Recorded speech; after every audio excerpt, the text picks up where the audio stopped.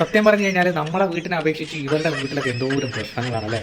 രാവിലെ എഴുന്നേറ്റ് കഴിഞ്ഞാൽ ഭർത്താവിൻ്റെ കാല് തൊട്ട് പറഞ്ഞു, അത് കഴിഞ്ഞ് കഴിഞ്ഞാൽ ഭർത്താവ് ഫ്ലൈറ്റ് കഴി വെച്ച് കഴിഞ്ഞാൽ വിഷയമാണ്. അതൊക്കെ നമ്മുടെ വീട്ടിൽ ഒരു പ്രശ്നമില്ല അല്ലേ. നമ്മുടെ വീടുകളിൽ രാവിലെ എഴുന്നേറ്റ് കാപ്പി പിടിച്ച് കഴിഞ്ഞാൽ പാത്രം കഴുകാൻ വേണ്ടിയിട്ട്, അല്ലെങ്കിൽ ഫ്ലൈറ്റ് നമ്മൾ കഴിക്കുന്ന പാത്രം കഴുകാൻ വേണ്ടിയിട്ട് സാധാരണ നമ്മളൊക്കെ വട്ട ഇല ചൊറി ഇല വാഴയിലൊക്കെയാണ് കഴിക്കണം. വല്ലപ്പോഴും വല്ല ഫ്ലൈറ്റിലോ വല്ലോ കഴിച്ചു കഴിഞ്ഞാൽ അത് കഴുകി വെക്കാൻ വേണ്ടിയിട്ട് നമ്മൾ അയൽക്കൂട്ടത്തിലെ ചേച്ചിമാർ വരും. അവരാരെങ്കിലും വന്ന് കഴുകി വെച്ചിട്ട് പോകും രാവിലെ. പിന്നെ ഉച്ചയ്ക്ക് ചോറ് വെക്കാനും പാത്രം കഴുകാനുമായിട്ട് നമ്മുടെ നാട്ടിൽ പഞ്ചായത്ത് മെമ്പറുണ്ട്. എല്ലാ വീട്ടിലും പഞ്ചായത്ത് മെമ്പറാണ് ഇതൊക്കെ ചെയ്തു കൊടുക്കുന്നത്. മൂപ്പര് ഇതെല്ലാം ചോറൊക്കെ വെച്ച് അടുക്കളയൊക്കെ ഒന്ന് വൃത്തിയാക്കിയിട്ട് പോയി കഴിഞ്ഞാൽ രാത്രി നമ്മളെ പഞ്ചായത്ത് പ്രസിഡന്റ് വരും. കാരണം മൂപ്പര് വന്നിട്ട് ആഹാരം കഴിച്ച എല്ലാ പ്ലേറ്റും കഴിവിച്ച് കിച്ചണൊക്കെ ഒന്ന് വൃത്തിയാക്കിയിട്ട് വൃത്തിയാക്കിയിട്ട് ഇനി നാളെ രാവിലത്തേക്ക് എന്താണോ വേണ്ടതെന്ന് വെച്ച് കഴിഞ്ഞാൽ ചിലപ്പോൾ ഇഡ്ഡലിയുടെ മാവോ അല്ലെങ്കിൽ അരി ദോശേൻ്റെ മാവോ അല്ലെങ്കിൽ അപ്പത്തിൻ്റെ മാവോ എന്താണെന്ന് വെച്ച് കഴിഞ്ഞാൽ പുട്ടിൻ്റെ ആണെങ്കിൽ അതൊക്കെ ഒന്ന് കുഴച്ച് ഫ്രിഡ്ജിൽ വെച്ചിട്ട് മൂപ്പരങ്ങോട്ട് പോകില്ലേ. സത്യം പറഞ്ഞാൽ നമ്മുടെ വീട്ടിലൊക്കെ ഇതാണ്. ഇവരുടെ വീട്ടിലൊക്കെ സത്യം പറഞ്ഞാൽ ഇവർക്ക് ഇത്രയും ബുദ്ധിമുട്ട് അനുഭവിക്കുന്നത് ഇവർ പറയുമ്പോഴാണ് മനസ്സിലാവും. വല്ലാത്തൊരു കഥ എന്നല്ലേ. എന്താ ചെയ്യാം, നമ്മളൊക്കെ ഭയങ്കര സുഖ ജീവിതമാണ്.